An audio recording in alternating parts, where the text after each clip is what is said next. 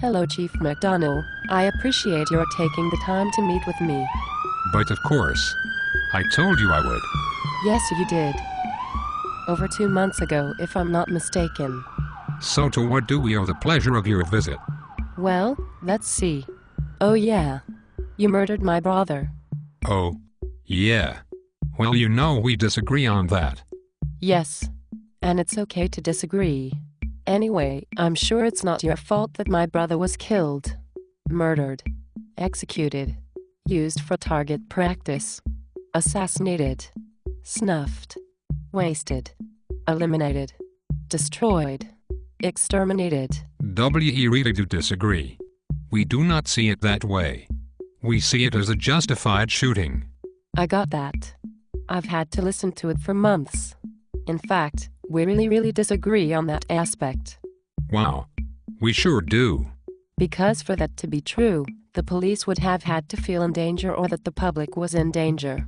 The public was not in harm's way. And the officers were all in positions of cover. However, your officers did endanger people when they let out some 20 or so bullets into the buildings around Doug. You got me on that one. Whoops. Wasn't supposed to say that. But you know, you seem so lovable. Sort of like Santa Claus. So I want to believe in you. There is your first problem. You are a grown woman and you believe in Santa Claus. Well, I can either believe that you are Santa or Satan. Which one of those would you like me to believe? Please. Call me Chief Claus. Okay, Chief Claus. I'm going to ask you some questions. And you just answer as honestly and openly as you can. Oh boy. That's me. Honest and transparent. Good.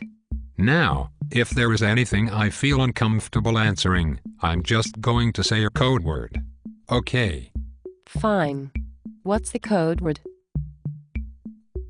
Let's make it. How about city attorney? Okay, let's start.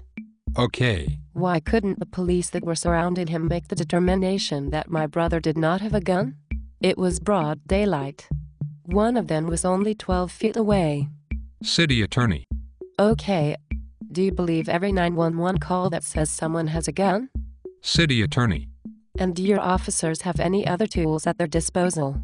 For example, tasers, beanbag guns, binoculars, pepper spray, tear gas, rubber bullets. City attorney. Alrighty. How about some old school tools like, for example, vocal cords? I don't understand. Well, at some point in the 20 minutes they were surrounding my very drunk, very harmless brother, they could have used their vocal cords to say that they were there. Or drop your weapon. Or perhaps they might have tried peekaboo. Really just anything to let him know that there was an army of men with guns aimed at him. I'll bet you know what I'm going to say next. City attorney? Bingo. Okay, so obviously your guy's royally screwed up. So why do you have to lie and say that he pointed the hose nozzle at them? City attorney. How could he point at something he didn't know was there? I want to change the code word. This is repetitive. To what? Gosh. I don't know. How about cover up? City attorney. So, when you stated that he held the nozzle with a two-handed grip while standing up, you knew that was a lie. City attorney.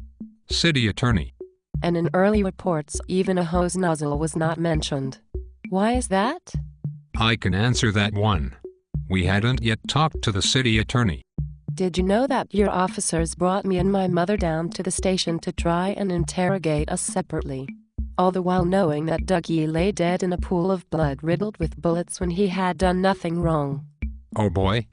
Quadruple city attorney on that one. So it seems that you guys do cover-ups better than police work. Touché. What? I said city attorney.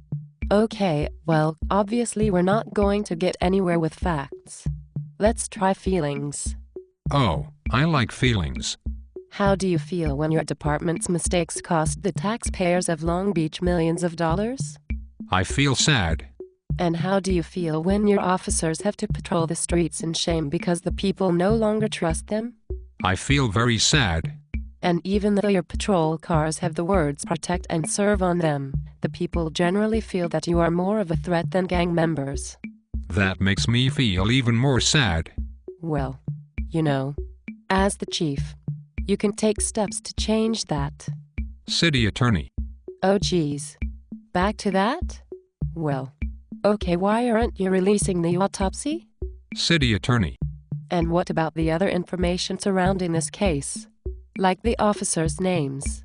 If these officers are crazy trigger-happy guys, don't you think it's better to let the public know now? In fact, is that why you don't want to release them? Because people will be coming forward with more serious complaints and other information about them?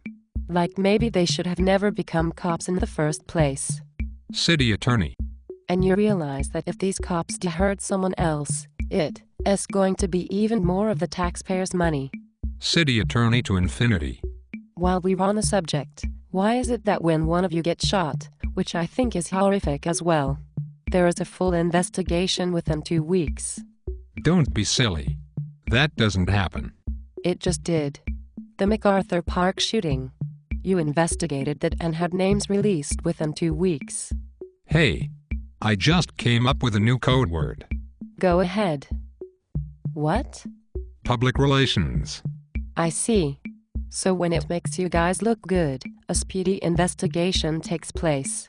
When it makes you look bad, it can't go on forever and ever.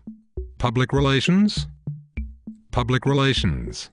And you think that's fair? Did someone tell you life was fair? They didn't tell me. Well, this has been a really productive meeting. I know. I feel so much better. I was being sarcastic. I'm a police chief. I don't do sarcasm. Why? You know what, Chief McDonnell? What? I don't believe in Santa Claus anymore. Or the police. So, I guess that means I'm Satan. No. I don't believe in Satan. But I do believe in God. And when you see him, I hope you can't look him in the eye and tell him that you didn't lie and that what you did was justified. I have to think of the bigger picture. And so does he. Goodbye, Chief.